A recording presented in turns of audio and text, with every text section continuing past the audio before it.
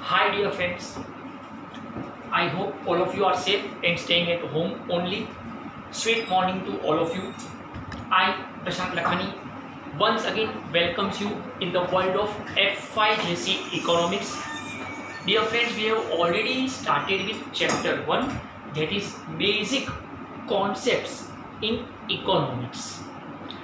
Let me revise all the sessions at a glance. Speed में हम थोड़ा सा रिकेप कर दे for some of our new friends they have join.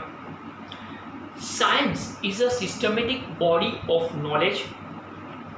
Science is of two categories. एक होता है नेचुरल साइंस और दूसरा होता है सोशल साइंस. नेचुरल साइंस का मतलब हम लेबोरेटरी के अंदर जो टेस्टिंग कर सकते हैं. सोशल साइंस का मतलब जिसमें हम ह्यूमन बिहेवियर को स्टडी करते रहते हैं, जिसका कोई लेबोरेटरी टेस्टिंग पॉसिबल नहीं है. हमने ऐसा समझ लिया था कि economics is a queen of social science which studies about human behaviour, how human being satisfy their wants. हम अपनी इच्छाओं को पूरी करने के लिए कैसे बिहेव करते हैं, उस सब्जेक्ट को समझना, दैट इज इकोनॉमिक्स. पॉल सैमुएल्सन ने कहा था कि economics is queen of social science. Kautilya Chanakya ने कहा था कि ये एक अर्थशास्त्र है. एंड व्हाट इज अर्थशास्त्र? तो बोले साइंस, अर्थशास्त्र is a science which studies about acquiring and managing of wealth. Dear friends, इसके बाद हमने पढ़ा था definitions of economics. If it is given by Adam Smith तो उसका नाम था wealth oriented definition. It is given by professor Alfred Marshall तो इसका नाम दिया गया था वेलफेयर ओरिएंटेड डेफिनेशन. जब लियोन्स रॉबिन्स ने इसको डिफाइन किया तो उसको नाम दिया गया था scarcity oriented definition. After that we started with the topic of branches of economics. Friends, economics के दो बच्चे थे. एक का नाम था माइक्रो इकोनॉमिक्स और दूसरे का नाम था मैक्रो इकोनॉमिक्स. हम अब भी जिस चीज के बारे में स्टडी कर रहे हैं, हम अब भी जिसको डिस्कस कर रहे हैं, it is fully micro economics, जहां पे ये कहा गया कि it studies about behaviour of individual units, small units. We examine the trees and not the forest.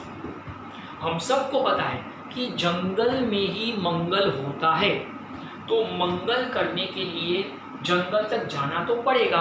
Highway के डिवाइडर पे तो मंगल नहीं हो सकता. पर पूरे जंगल की पंचायती ना करके हम उस एक पेड़ को समझ ले जिसके पीछे मंगल हो सकता है. क्योंकि अगर पूरे जंगल की पंचायती करने जाओगे तो मंगल करने की उम्र बीत जाएगी. तो अकॉर्डिंग टू केनेथ बोल्डिंग हमने इसको डिफाइन किया था कि according to Kenneth Boulding micro economics is the study of particular firms, particular households, individual prices, wages, incomes, individual industries, particular commodities. After that we started with the topic of basic concepts of microeconomics. अगर हमें micro economics को समझना हो तो some of the concepts we have to understand, जिसमें first concept हमने cover किया था वांट, इच्छा, चाहत. It is the feeling of lack of satisfaction, कुछ पाने की चाहत जो अधूरी रह गई है, तो अब मुझे वो चाहिए, दैट इज वांट. उसमें हमने दो सब टॉपिक कवर किए थे, characteristics of wants and classification of wants. कुछ 7 खूबियां थी वांट्स की. Wants are unlimited, recurring in nature.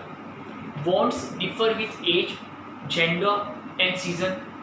Wants differ due to preferences and culture. After that we have covered one small short term classification of wants. आपकी और मेरी जो चाहतें होती है, जो इच्छाएं होती है, इट मे बी इकोनॉमिक और नॉन इकोनॉमिक. अगर उसमें पैसों का लेन देन है तो इकोनॉमिक, पैसों का लेन देन नहीं है तो non economic. Individual and collective, अगर किसी एक की इच्छा पूरी होती है तो इंडिविजुअल, अगर बहुत लोगों की इच्छाएं एक साथ पूरी हो रही है तो collective. Necessity, comforts and luxurious, मेरे घर पे जो चीज़ basic need of my life है, फूड, तो नेसेसिटी. जो चीज मुझे कंफर्ट प्रदान करती है, कुछ आरामदायक स्थिति देती है, तो it is comfort. Example washing machine, mixer grinder. And जो चीज मेरे स्टैंडर्ड ऑफ लिविंग को इंप्रूव करने के लिए है, फॉर एंजॉयमेंट पर्पस, तो it is luxurious air condition. Okay, after that we have covered the topic of goods and services. ये सेकंड कॉन्सेप्ट था। पहला कॉन्सेप्ट था वांट, दूसरा था गुड्स एंड सर्विसेज, और तीसरा था utility. Okay, the capacity of a commodity to satisfy a human want. याद करो एग्जाम्पल, पेन का एग्जाम्पल, 2 रुपए की पेन मेरी गर्लफ्रेंड ने दी, जो मेरे लिए 2 लाख रुपए की हो जाए। After that we started with the topic of value. Friends, थोड़ा मैं और स्लो हो जाऊं, क्योंकि अब ये बस वो टॉपिक है जो स्लाइटली कंफ्यूज कर सकते हैं। वैल्यू हैज 2 अप्रोचेस, ऐसा हमने समझा था। First one is value in use and second one is value in exchange.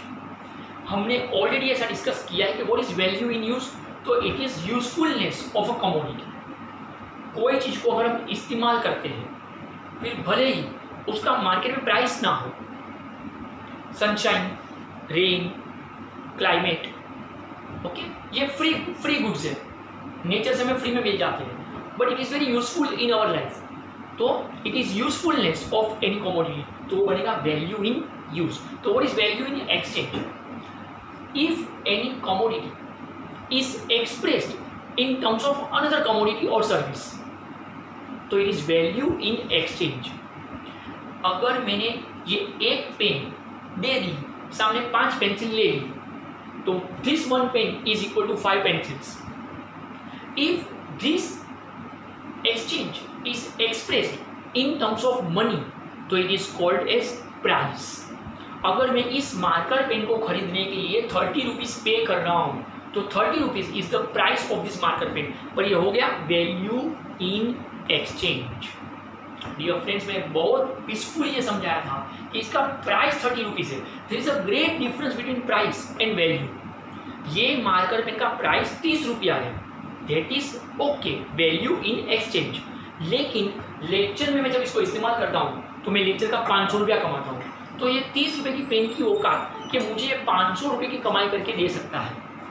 ये 30 रुपये के पेन की औकात कि ये मुझे 500 रुपये की कमाई करके दे सकता है, तो it will become value in exchange, value in use. यहाँ तक हम लास्ट लेक्चर डिस्कस कर चुके थे। फ्रेंड्स, आज हमें जो अब डिस्कस करना है वो लिखना भी है। फ्रेंड्स, ये चीज़ जितनी इम्पोर्टेंट अब भी समझने के लिए है, उससे कहीं ज़्यादा इम्पोर्टेंट ये 12th के लिए है, और उससे भी कहीं ज़्यादा फ्रेंड्स ये अपनी लाइफ के लिए है। पहले थोड़ा बहुत कुछ 4-5 लाइन लिखाऊँ, लिख लीजिए, फिर उसको पीसफुली डिस्कस करते हैं, क्योंकि ये एक बहुत बड़ा कॉन्सेप्ट है, ये एक बहुत बड़ी फिलोसॉफी है life point of view. Give the heading water diamond paradox. Friends, अपना जो 4th पॉइंट चल रहा है वैल्यू, ये उसी को हम कंटिन्यू कर रहे हैं, ये उसी को कंटिन्यू किया जा रहा है। वाटर डायमंड पैराडॉक्स पहले हम स्लोली लिख लेते, फिर फुर्सत से समझते बैठेंगे। Water diamond paradox, don't worry, हर एक वर्ड का चीरफाड़ करेंगे, हर एक वर्ड को एक्सप्लेन करूंगा, don't worry. Water diamond paradox, underline, now write down. Some commodities have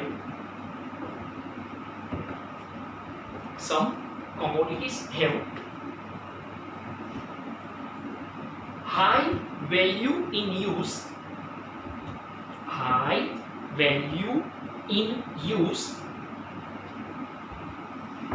but low exchange value. Example, water.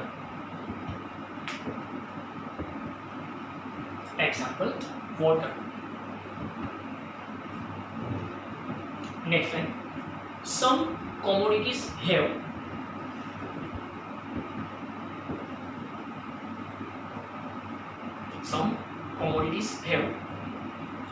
high exchange value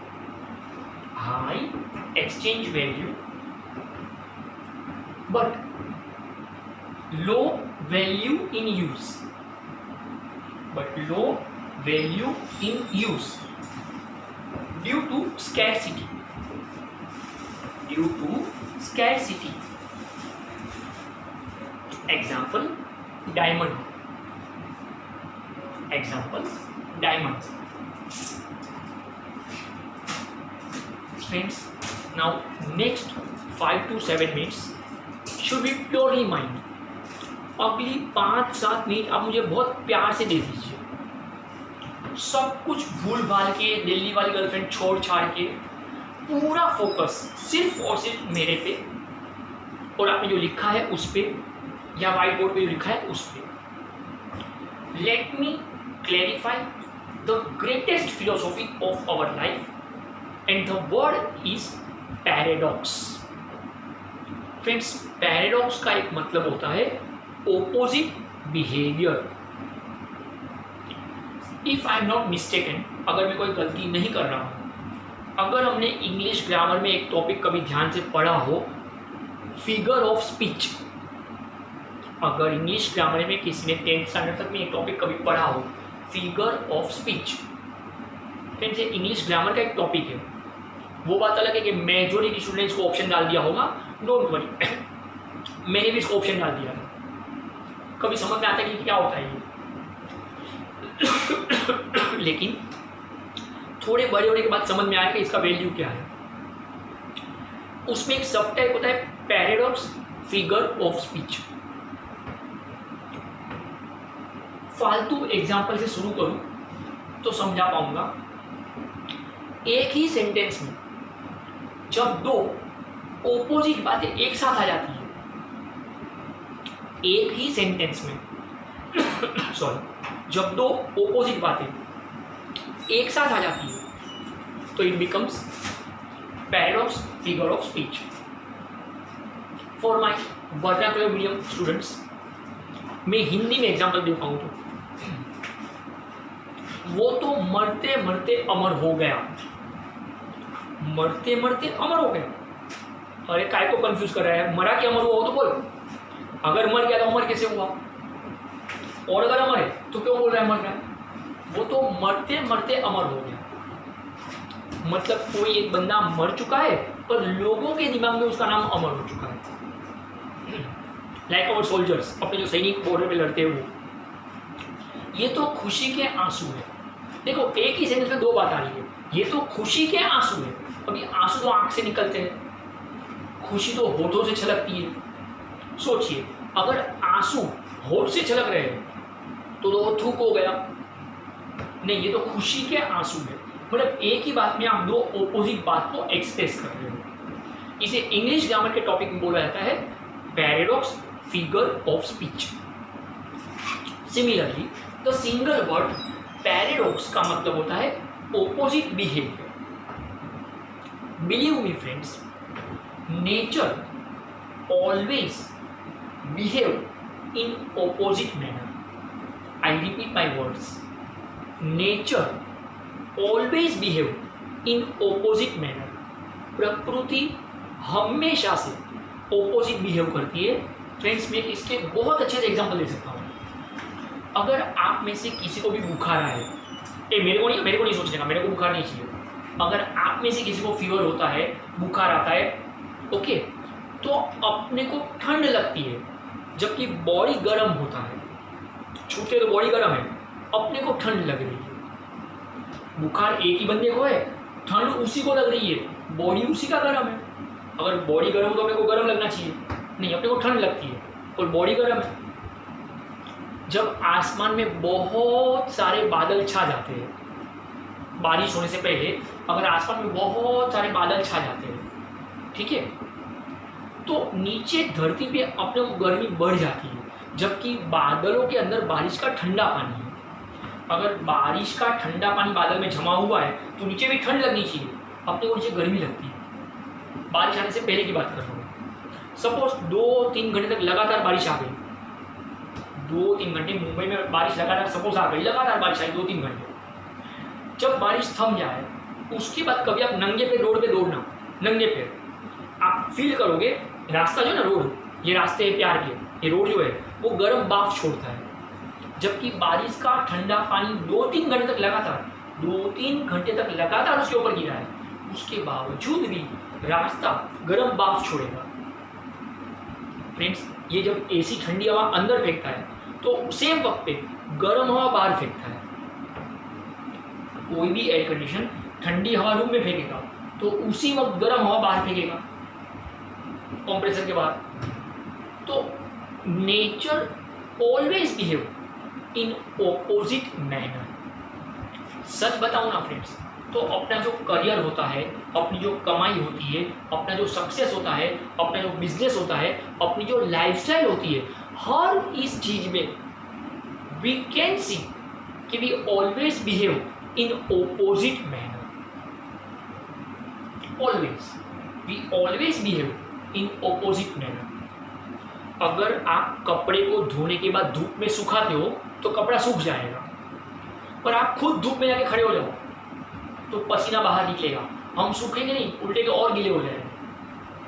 कपड़ा सूख गया धूप में, हम धूप में खड़े हो गए, अपने को पसीना निकला, हम और गीले हो गए।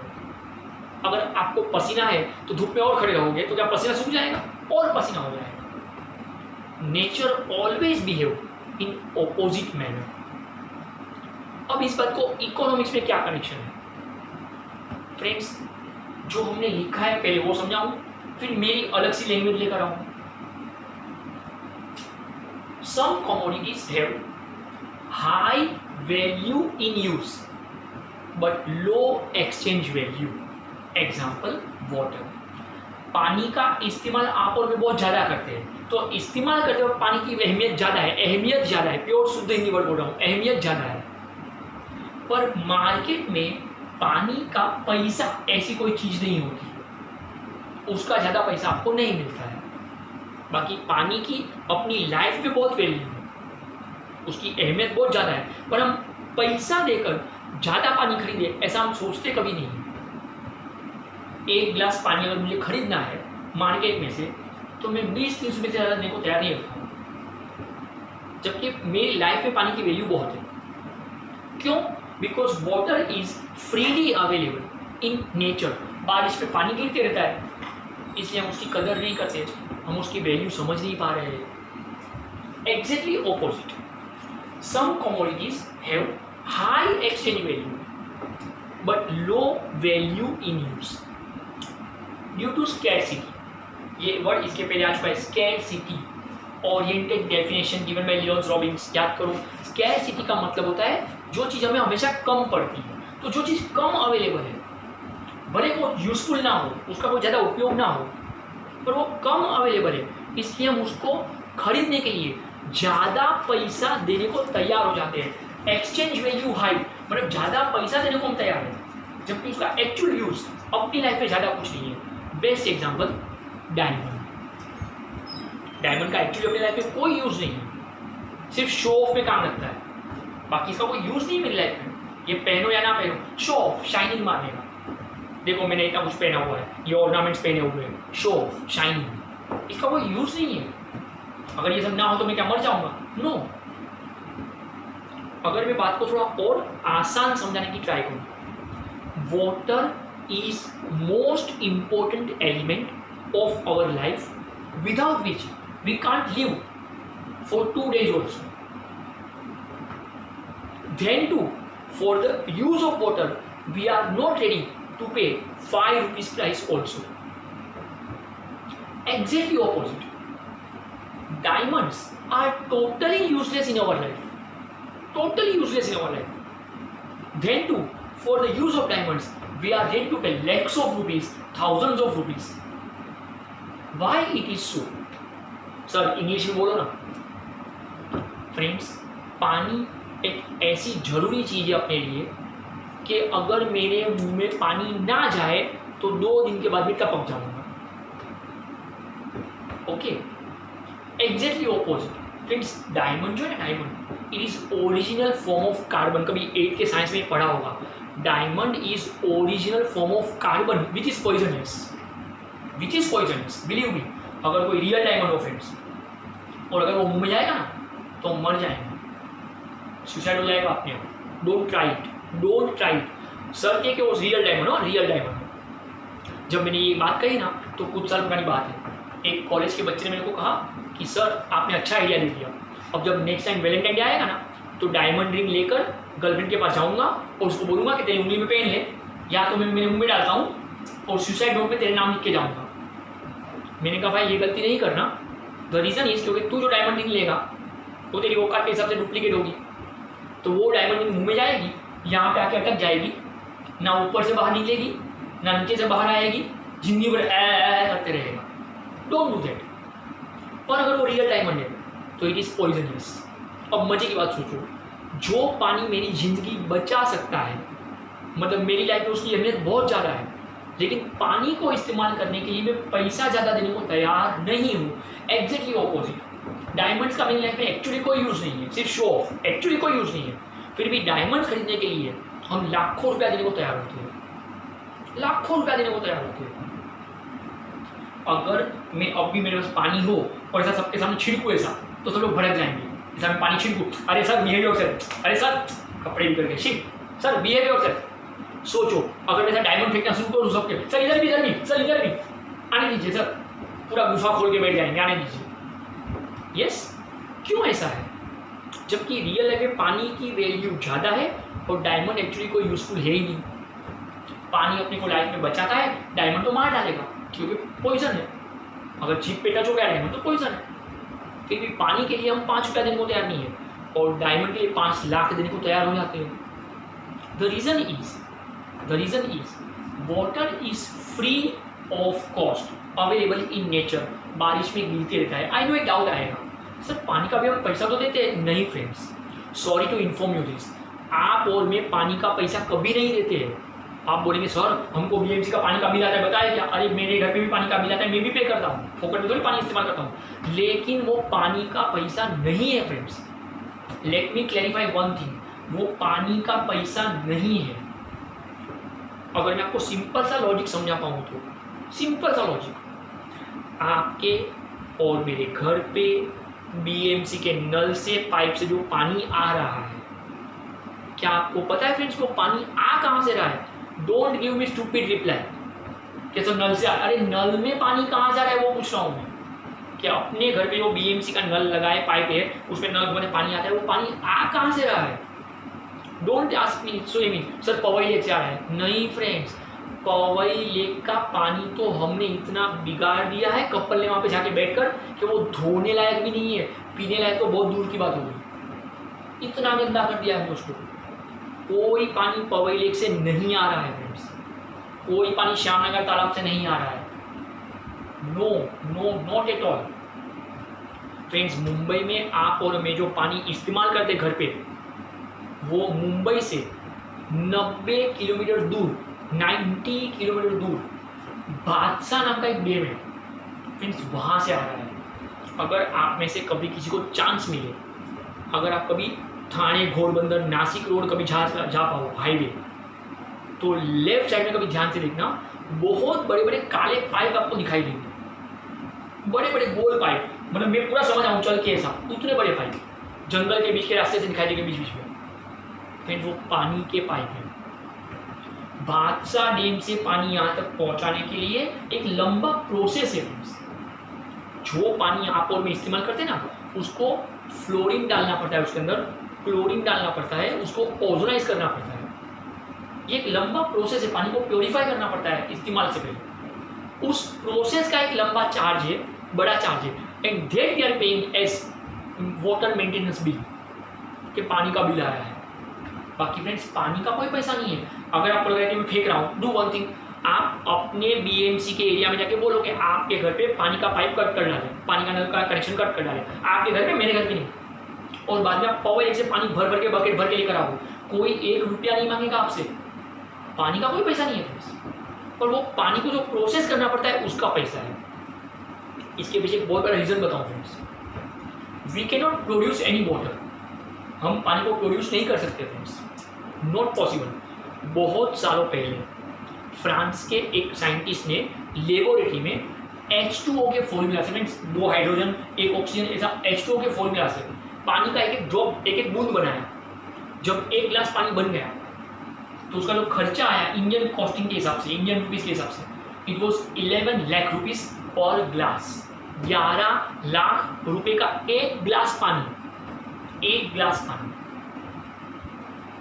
फ्रेंड्स रोज के 10 गिलास पानी हम पी जाते होंगे, मतलब करीब करीब हम 1 करोड़ रुपए के ऊपर का तो पानी पी जाते हैं रोज, और बोलते हम गरीब आदमी हैं। अगर मैं वैल्यू इन एक्सचेंज देखूं तो की बात कर रहा हूं, okay.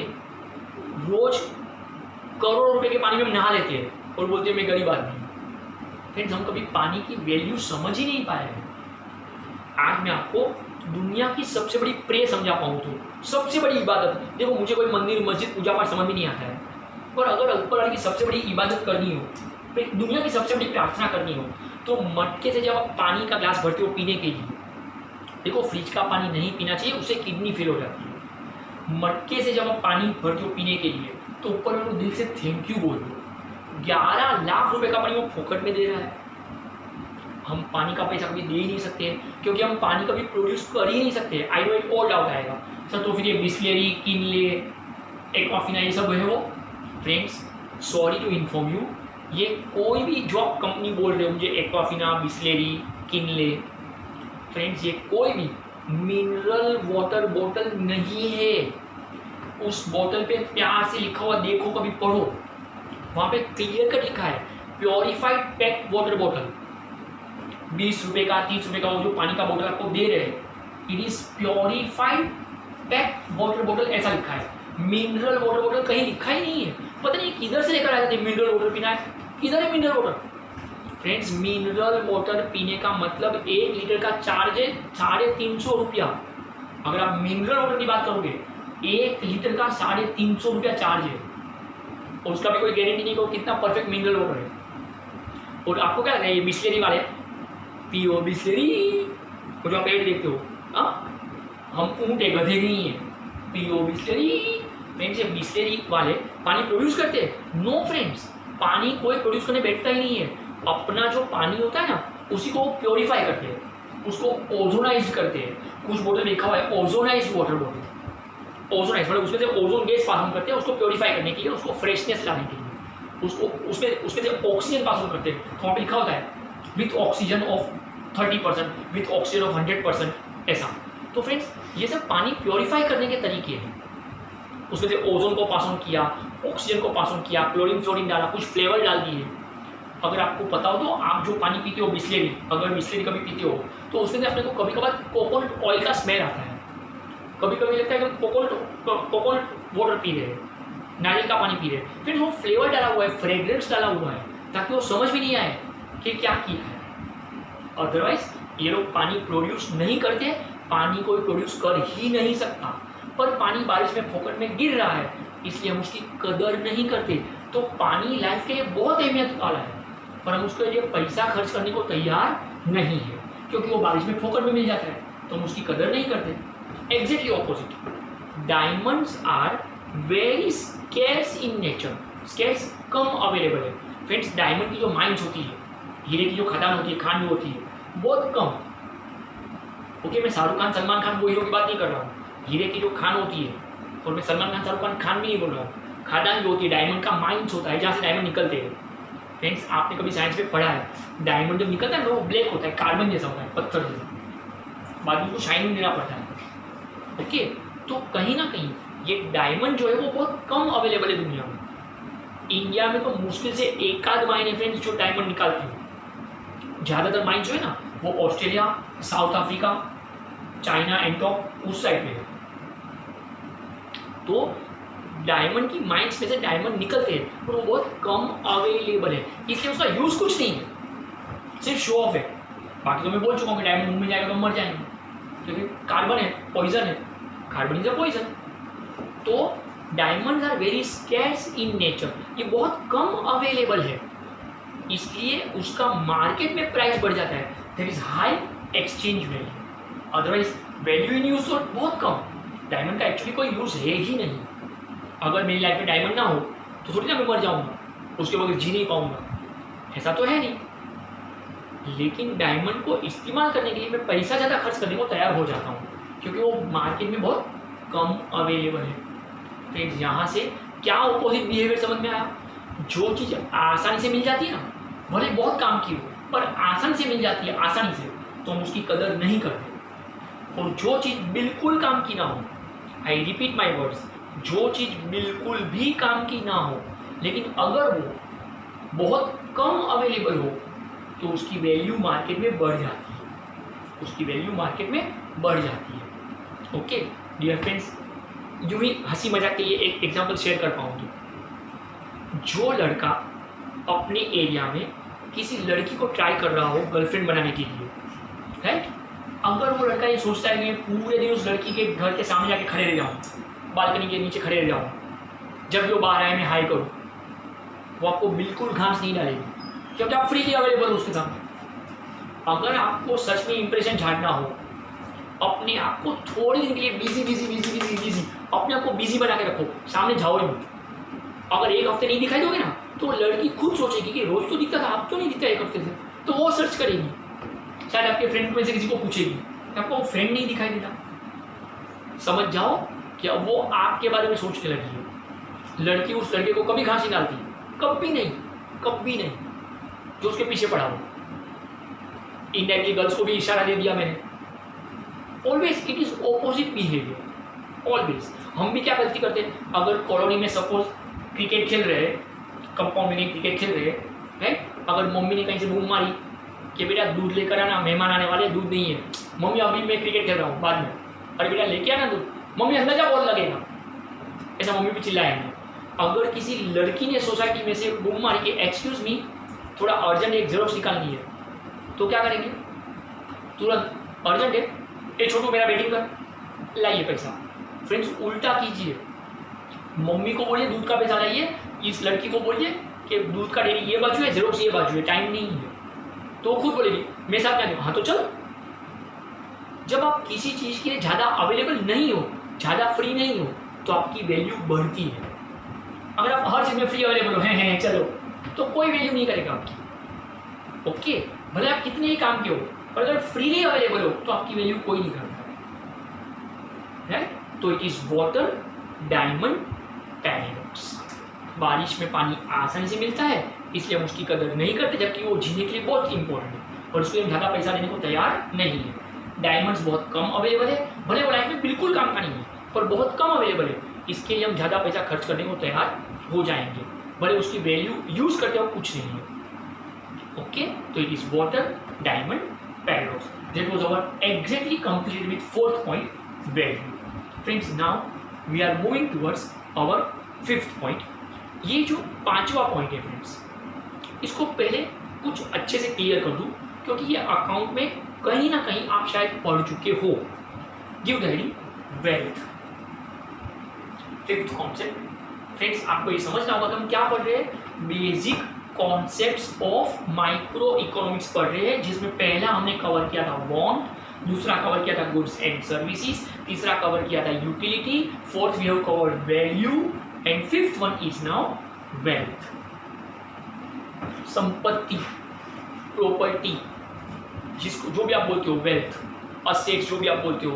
Okay, right now wealth must have market value. Wealth must have market value and can be exchanged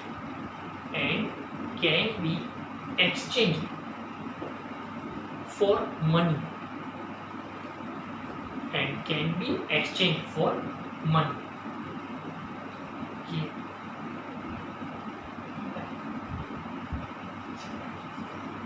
And can be exchanged for money. Friends, ये एक टाइम पहले समझ लेते हैं। वेल्थ को हमने बोला संपत्ति, प्रॉपर्टी, धन, माल, मिलकत, असेट्स, आप जो बोल पाओ। दो चीजें क्लियर है, wealth must have market value. पानी बारिश में ठोकर में मिल जाता है, धूप जादू ठोकर में सनराइज से मिल जाता है, इसलिए उसका कोई मार्केट वैल्यू नहीं है, तो वो वेल्थ भी नहीं है। अगर आपने OMG मूवी देखा हो, मैं बार बार ये बात बता रहा हूँ, अगर आपने OMG मूवी देखा हो तो उसमें मिथुन चक्रवर्ती का एक डायलॉग था, ऐसा करके वो बोलता था, क्या भगवान ने कभी सर्विस टैक्स मांगा है? नहीं मांगा है, क्योंकि वो मार्केट वैल्यू नहीं गिना जाता है। वेल्थ हम उसको बोलेंगे जिसका मार्केट में कोई वैल्यू हो। मार्केट में वैल्यू मतलब बात आ गई प्राइस के ऊपर, एक्सचेंज वैल्यू की बात आ गई, exchange value. It can be expressed for exchange for money, हर वो चीज जिसको आप पैसों में लेन देन कर सकते हो, जिसे खरीद बेच करने के लिए बीच में पैसा रखने की बात आती है, तो ही वो वेल्थ है, वरना वो वेल्थ नहीं है। To be regarded any commodity as wealth, अगर मैं किसी चीज को वेल्थ समझना चाहता हूं तो उसमें 4 गुण होने चाहिए। Wealth must have following 4 characteristics. Wealth must have following 4 characteristics. आप लिखिए, wealth must have following 4 characteristics. Friends, wealth का मतलब उसमें 4 गुण होने चाहिए, कम से कम 4 गुण, और ये 4 गुण होने ही चाहिए, वरना आप उसको वेल्थ, संपत्ति, प्रॉपर्टी, माल, मिलकत, धन, असेट्स ऐसा कुछ नहीं बोल सकते हो। आप किसी भी चीज को उसी वक्त वेल्थ वर्ड यूज कर सकोगे जिसमें ये 4 गुण कंपल्सरीली अवेलेबल हो। अब ये कौन से 4 गुण है? कैरेक्टरिस्टिक्स, विशिष्टताएं, खूबियां, फीचर्स। अगर मैं किसी चीज को वेल्थ बोल रहा हूं तो उसमें ये 4 फीचर्स कम से कम होने चाहिए। फर्स्ट वन इज यूटिलिटी, बाद में फुर्सत से एक्सप्लेन कर रहा हूं, पहले लिखो। फर्स्ट पॉइंट इज यूटिलिटी,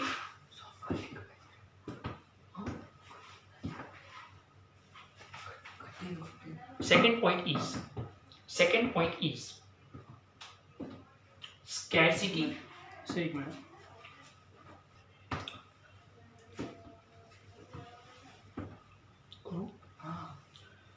तो फ्रेंड्स यहां पर बात आ गई, first point utility, second point scarcity, third point transferability,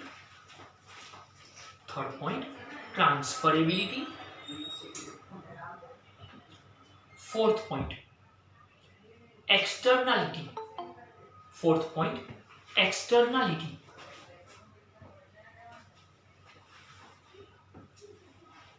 first point utility, second point scarcity, third point transferability and fourth point is externality. Friends, हम दुनिया की किसी भी चीज को उसी वक्त वेल्थ वर्ड यूज कर पाएंगे जब इसमें ये 4 गुण अवेलेबल हो। अब मैं एकदम स्लोली एक एक फीचर को, एक एक कैरेक्टरिस्टिक को डिटेल में एक्सप्लेन करूं। If anyone wants to write, you can write it down.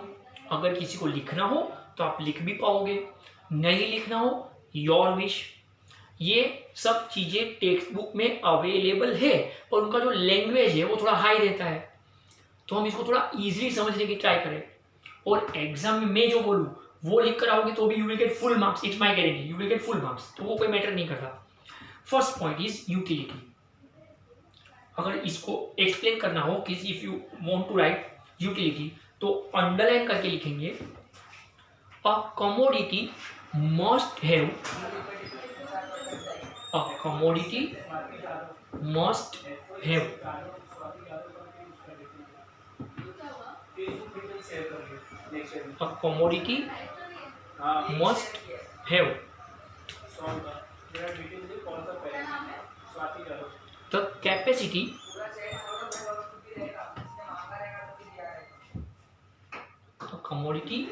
must have the capacity to satisfy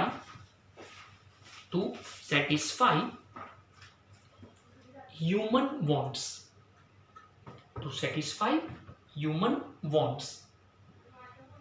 example furniture, देखिए फ्रेंड्स, आप बोलेंगे सर यूटिलिटी वर्ड पहले आ चुका है, यू आर राइट। हमने basic concepts of micro economics में सेकंड पॉइंट जो कवर किया था, थर्ड पॉइंट, वो यूटिलिटी था, the capacity of a commodity to satisfy human want. तो वेल्थ क्या है? बोले वेल्थ हम उसी प्रोडक्ट को बोल पाएंगे अगर कोई चीज इंसान की इच्छा को पूरी करने की क्षमता रखती है। Okay, a commodity must have the capacity to satisfy human wants, तो ही वो वेल्थ गिना जाएगा। हमने एक ही सिंपल एग्जांपल दिया, फर्नीचर। अगर क्लासरूम में हमने बेंचेस लगाई है, इसको हम फर्नीचर बोलते हैं अकाउंटिंग लैंग्वेज में, क्योंकि ये आपको बैठने की सुविधा देने में सेटिस्फाई कर सकते हैं। अगर मैं इस व्हाइट बोर्ड को फर्नीचर में डाल देता हूं और बोलता हूं कि ये यूटिलिटी है क्योंकि ये मेरे को लिखने की सुविधा दे पा रहा है। ओके, तो कोई भी चीज अगर वो इंसान की इच्छा को पूरी करने की क्षमता रखती है तो हम उसको यूटिलिटी बोलेंगे, और तो ही वो वेल्थ तक पहुंचने की पहला स्टेप कवर करेगा। चारों स्टेप कवर करने पड़ेंगे, उसमें पहला स्टेप कवर होगा कि अगर उस चीज की ये औकात है, ये क्षमता है कि वो इंसानों की इच्छाओं को पूरी कर सके। ये हो गया first point, utility. Second one is scarcity. Second one is scarcity. Underline, write down. A commodity must be scarce. Must be scarce. S-C-A-R-C-E. S-C-A-R-C-E. Must be scarce. In supply must be scarce. In supply. S-U-P-P-L-Y. In relation, R-E-L-A-T-I-O-N, in relation to its demand, in relation to its demand, in relation to its demand.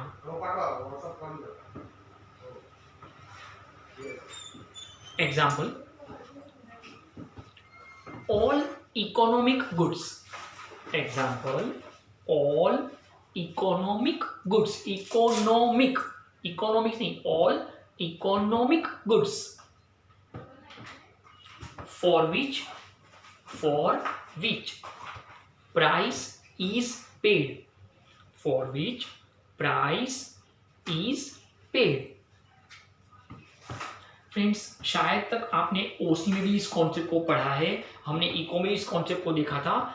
Goods are of two types. जैसे activity दो तरह की होती है, economic activity, non economic activity. Similarly goods are of two types, economic goods, non economic goods. अगर कोई चीज का पैसा का लेन देन होता है तो इकोनॉमिक गुड्स, अगर कोई चीज खरीद लेने में पैसों की लेन देन नहीं हो रही तो नॉन इकोनॉमिक गुड्स। बारिश का पानी फोकट में मिल रहा है, धूप फोकट में मिल रही है, उसका पैसा हम नहीं दे रहे हैं, तो वो बन जाएगा नॉन इकोनॉमिक गुड्स। उसके अलावा जो भी प्रोडक्ट्स मार्केट में अवेलेबल है जिसके लिए हम पैसों का लेन देन करते हैं, उसको खरीदने के लिए पैसा देना पड़ता है, तो वो बन जाएगा इकोनॉमिक गुड्स। क्यों? क्योंकि वो हमेशा कम होते हैं। देखो एक बात समझ लो फ्रेंड्स, बारिश अगर ये साल कम हुआ तो नेक्स्ट ईयर ज्यादा हो जाएगा, ठीक है। धूप तो रोज मिलने ही वाली है, इसलिए हम उसकी कदर नहीं करते क्योंकि वो स्कैर्स नहीं है। धूप तो आसानी से मिल जाती है, राइट। लेकिन जो चीज मार्केट में से खरीदनी पड़ती है क्योंकि वो कम अवेलेबल है, तो इट इज स्कैरसिटी, तो फिर वो वेल्थ है। देखिए फ्रेंड्स, अभी हमने एग्जांपल दिया डायमंड, कोहिनूर डायमंड। फ्रेंड्स, ये कोहिनूर डायमंड है ना, ये दुनिया में एक ही अवेलेबल है, जो इंग्लैंड की रानी के पास है, एलिजाबेथ के पास, जो एक्चुअली इंडिया का था। ओके, अगर आपने रानी पद्मावत मूवी देखा हो तो उसमें इसके बारे में थोड़ा सा जिक्र हुआ है। ओके फ्रेंड्स, ये कोहिनूर डायमंड का वैल्यू एक्चुअली तो आप गिन ही नहीं सकते हो प्राइस, पर बीच में किसी ने ट्राई किया था कि इसका प्राइस क्या हो सकता है, तो इट इज 150 करोड़ डॉलर्स। एक डायमंड की प्राइस बोलता रहा हूं मैं, 150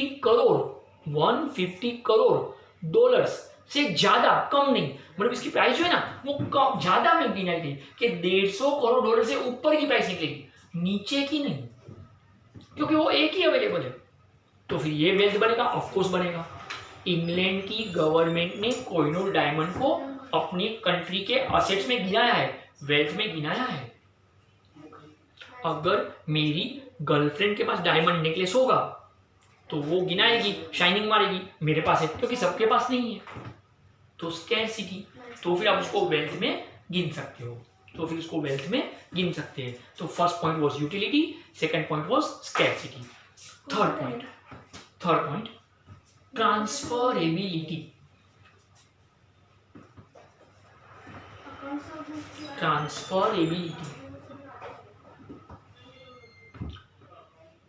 Write down. A commodity must be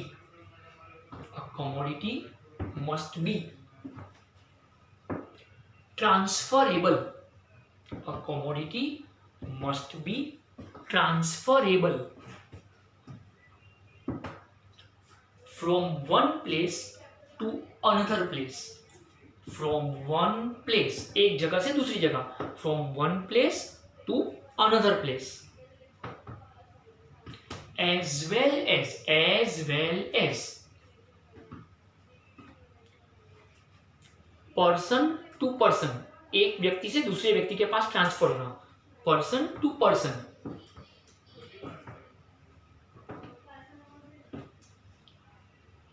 example vehicle,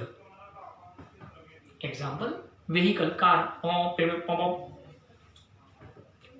देखिए फ्रेंड्स, दुनिया की कोई भी चीज अगर वो ट्रांसफरेबल है, थोड़ा ध्यान से सुनना, अगर वो ट्रांसफरेबल है, ओके, वो ज्यादा अवेलेबल नहीं है, वो इस्तेमाल करने के लिए काम आती है, लोगों की इच्छा पूरी होती है, और वो ट्रांसफरेबल भी होनी चाहिए from one place to another place. Car को मैं अंधेरी से चर्चगेट तक लेकर जा सकता हूँ, चर्चगेट से वापस अंधेरी ला सकता हूँ, तो प्लेस चेंज हुआ। अच्छा, फ्रॉम पर्सन टू पर्सन, अगर मेरी सेकंड हैंड कार मैंने किसी और को बेच दी, या मैंने एक फ्रेश कार खरीदी कंपनी से, तो कंपनी ने मेरे नाम पे ट्रांसफर कर दिया, मैंने वो कार बाद में 2 साल बाद किसी और को बेच दिया, तो मैंने किसी और के नाम पे ट्रांसफर कर दिया, तो पर्सन टू पर्सन भी मालिक ट्रांसफर हो रहा है और जगह भी ट्रांसफर हो रही है, तो फिर उसको मैं वेल्थ में गिन सकता हूँ, क्योंकि मार्केट में उसका पैसा भी मिलता है, वो ट्रांसफरेबल भी है, उसका यूटिलिटी भी है कि मैं ड्राइविंग का पर्पस सॉल्व करूँ ट्रांसपोर्टेशन के लिए, और कार सबके पास नहीं है, तो वो स्कैरसिटी भी है, उसका पैसा भी देना पड़ेगा, वो स्कैरसिटी भी है, ट्रांसफरेबल भी है, और उसका यूटिलिटी भी है मेरे लिए, तो फिर वो वेल्थ में गिना जाएगा। अब फोर्थ फीचर जो है ना, वो सबसे ज्यादा इंटरेस्टिंग है friends. Fourth point is externality. Externality का मतलब है बाहर की चीज, externality. Write down. A commodity can be transferable. A commodity can be transferable only if it is external. Only if it is external.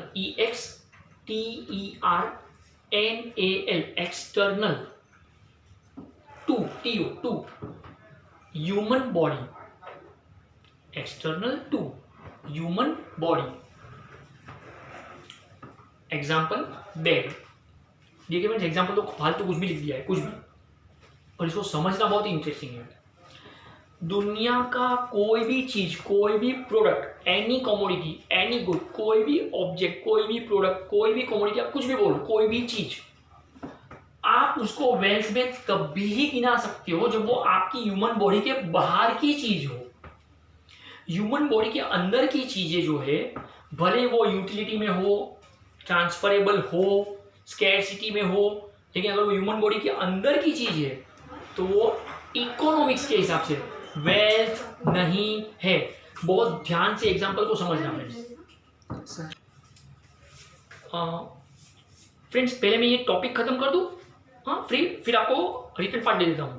तो जब हम ये वर्ड यूज करते हैं externality, when we use this word externality, okay, तो बहुत अच्छे से समझा रहा हूं। वो चीज अपनी ह्यूमन बॉडी के बाहर की हो, वो चीज अपने ह्यूमन बॉडी के बाहर की हो। बहुत ध्यान से सुनना फ्रेंड्स। आपने अगर कभी ऐश्वर्या राय का, जब वो मिस वर्ल्ड बनी, मिस यूनिवर्स बनते हैं, तो उनका स्पीच अगर सुना हो, कि आप दुनिया को क्या देकर जाओगे, तो उन्होंने कहा था कि मैं मेरी आंखों को देकर जाऊँ। देखिए फ्रेंड्स, उनकी आंखें यूटिलिटी ऑफकोर्स आंखों से देखा जाएगा, अगर किसी अंधे को डोनेट किया तो वो अंधा देख पाएगा, राइट। अच्छा, ऐश्वर्या की जो आंखें, वो दुनिया में बहुत कम लोगों के पास ऐसी आंखें हैं, तो स्कैरसिटी भी है। अच्छा, वो आंखें ट्रांसफर कर सकती है, कर सकती है, लेकिन वो आंखें जब तक वो जिंदा है, उसकी ह्यूमन बॉडी के अंदर की चीज है, तो फिर उसकी आंखें वेल्थ नहीं है। उसने एक फॉर्म भरा है कि मेरी डेथ के बाद मेरी आंखें मैं डोनेट करना चाहती हूँ, तो आप मेरी आंखें निकाल लेना। फ्रेंड्स, बहुत बड़े बड़े लोग हैं ना, अपनी आइज का डोनेशन करते हैं, अपनी किडनी डोनेट करते हैं, अपना लीवर डोनेट करते हैं, अपनी स्किन तक डोनेट करते हैं, पर उसके लिए आपको एक फॉर्म एडवांस में भरना पड़ता है जब आप जिंदा हो, और जब आप जिंदा हो तब ये नहीं बेच सकते हो, आप इसको बेच नहीं सकते हो। फ्रेंड्स, हमने बहुत बार ऐसा सुना होता है कि किडनी ट्रांसप्लांट के लिए कोई स्कैम पकड़ा गया कि किसी ने किडनी 12 लाख में बेची।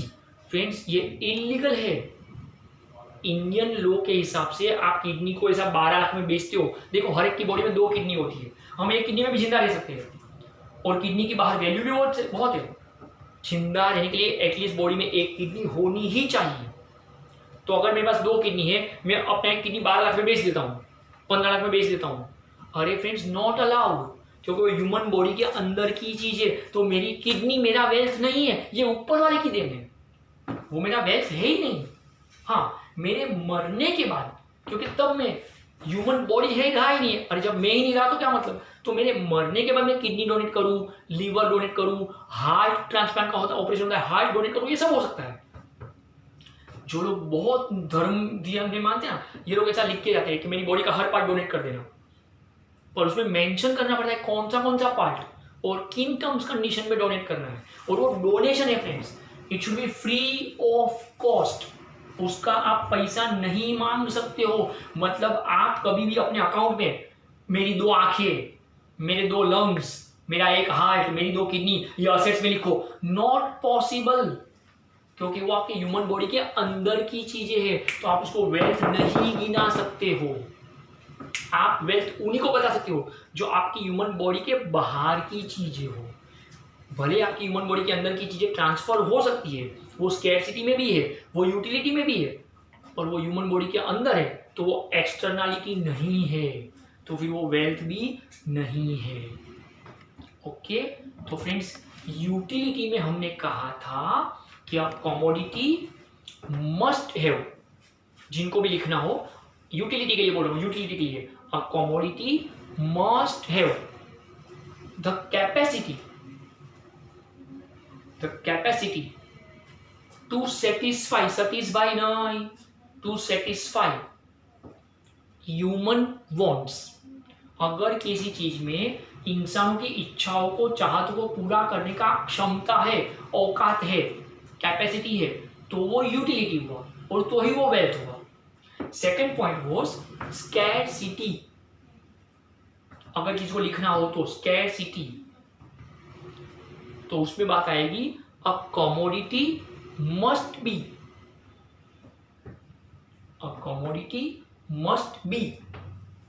scarce, SCARCE, scarce, a commodity must be scarce in supply, in relation to its demand। मतलब अगर कोई चीज का डिमांड ज्यादा है, आप उसको बेच कम पा रहे हो, तो ही मार्केट में उसकी वैल्यू बढ़ेगी, और तो ही वो दिखाएगा नहीं सबके पास नहीं है, दैट इज स्कैरसिटी, और तो वो वेल्थ में गिना जाएगा। जो चीज सबके पास है वो तो वेल्थ में आएगा ही नहीं। किडनी सबके पास है, आंखें सबके पास है, इसलिए फिर वो स्कैरसिटी भी नहीं है, तो फिर वो वेल्थ में ऐसे भी नहीं है। Third one is transferability.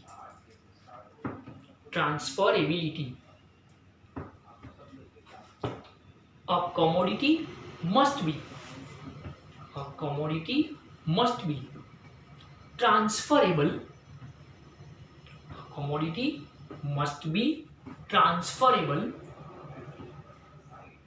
from one place to another place. Or from और फ्रॉम पर्सन टू पर्सन और फ्रॉम पर्सन टू पर्सन। हमने एग्जाम्पल दिया कार का एग्जाम्पल, व्हीकल। ओके, अगर मैं अंधेरे से चर्चगेट जाऊँ, चर्चगेट से अंधेरे जाऊँ तो प्लेस चेंज हुआ। अगर मैंने कंपनी से कार खरीदा था, अब मैंने सेकंड हैंड कार किसी और को बेच दिया, तो पर्सन टू पर्सन ट्रांसफर हुआ।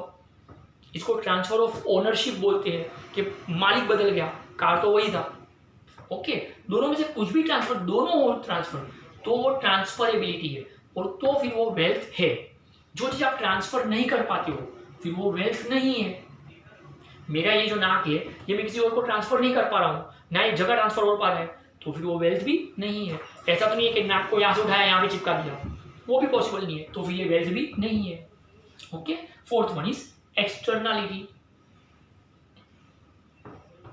A commodity can be transferable. A commodity can be transferable only if a commodity can be transferable only if it is external, external, external, external to human body। कोई भी चीज जो इंसान की body के बाहर की चीज हो, शरीर के बाहर की चीज हो, तो ही वो वेल्थ में गिना जाएगा। अपनी ह्यूमन बॉडी पार्ट जो भी अंदर है वो वेल्थ में नहीं गिना जाएगा। अगर ये घड़ी मैंने बाहर की साइड पहनी है तो ये वेल्थ है, ये शर्ट मैंने बाहर की साइड पहना वेल्थ है, ये ऑर्नामेंट्स बाहर की साइड पहने ये वेल्थ है। अंदर जो चीजें हैं वो वेल्थ नहीं है। तो दुनिया की कोई भी चीज में अगर ये चारों गुण अवेलेबल है, utility, scarcity, transferability and externality, तो वो वेल्थ है, वरना वो वेल्थ नहीं है। आज हमने फिफ्थ कॉन्सेप्ट को कवर किया, वेल्थ। फोर्थ कॉन्सेप्ट को कवर किया, value. Okay friends, that's enough for today. If you have any doubt you can ask, otherwise you can leave. Thank you so much.